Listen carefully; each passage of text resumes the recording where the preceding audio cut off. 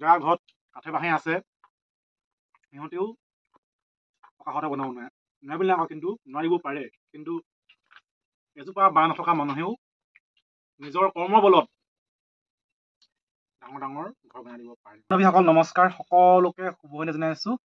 তো আজি হ'ল মানে কাতি বিহু। তো কাতি বিহুৰ সকলোকে হিয়াৰ ভৰা লগ জনাইছো দেই।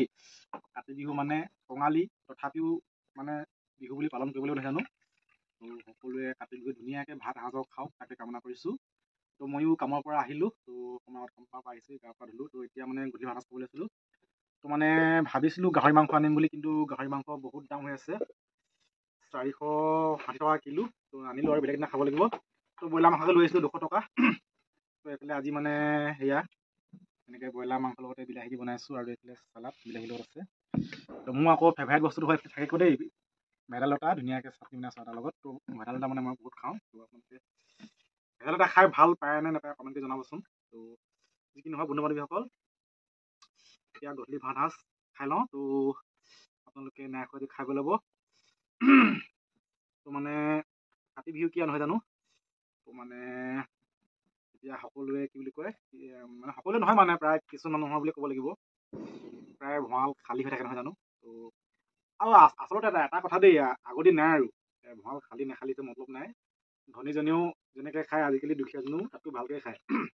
মানে ধনী দুখীয়া পাৰ্থক্য নাই। আচলতে কৰ্ম ধৰ্ম নহয় জানো, আচলতে কৰ্ম কৰি থাকিলে মানে কৰ্ম কৰি খালে মানে একো নাই। তাৰমানে ইয়াত মানুহসকল আপোনালোকে আগৰ দিন নাই নহয় জানো। তো মানে আগতে মানুহবোৰে কয় ধেৰবিলাক কথা আছে ন, কিবা যাৰ ঘৰত নাই গৰু সেই হ'ল সমাজ আটাইতকৈ সৰু।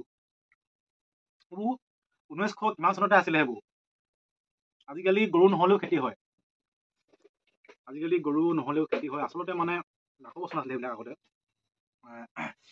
গৰু নহ'লেও ধুনীয়াকৈ খেতি কৰি দিয়া নহয়। ট্ৰেক্টৰ হ'ল আজিকালি, আধুনিক যুগ হ'ল। তো মানে যাৰ নাই বাঁহ তাৰ নাই হাঁহ, তো মানে যোজনা। কিন্তু বৰ্তমান যাৰ ঘৰত কাঠে বাঁহে আছে সিহঁতেও পকাঘৰতে বনাব নোৱাৰে বুলি নকওঁ, কিন্তু নোৱাৰিব পাৰে। কিন্তু এজোপা বাঁহ নথকা মানুহেও নিজৰ কৰ্মৰ বলত ডাঙৰ ডাঙৰ ঘৰ বনাই দিব পাৰে। দেখিছোঁ তেনেকুৱা উদাহৰণ বহুত আছে। সেয়েহে সেইবোৰ আচলতে কোনো হেৰি কৰি লাভ নাই, কৰ্ম কৰিবলৈ হ'ল। তাৰপাছতে বিহু বৰ্তমান জানো বিহু কথা পাতোঁ আৰু। তো মানে কাতি আৰু আঘোণ, আৰু কাতি মাহত এতিয়া মানুহৰ ধান ওলাব নহয় জানো। তো আকৌ আঘোণ পালেহি আৰু ধান চান দাবলৈ হ'বই আৰু। কিছুমানৰ আগতে ধান পকিছে নহয় জানো। সেইফালে বিলাহী মানে চালাড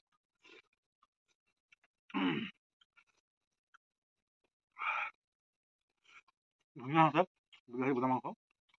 তো আপোনালোকে আজি কাতি বিহু বুলি কোনে কি কি মানে খাই আছে কমেণ্ট কৰি জনাবচোন।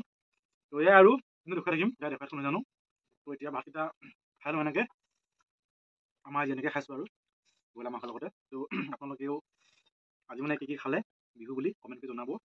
যি কি নহওক ভাতকেইটা মজাকৈ খাই লওঁ। তো সকলোকে কাতি বিহুৰ হিয়া ভৰা লগ জনাই আজিলৈ আহিছোঁ দেই। Bye bye. সকলোৱে ভালে ভালে থাকক তাকে কামনা কৰিছোঁ। Bye bye, love you.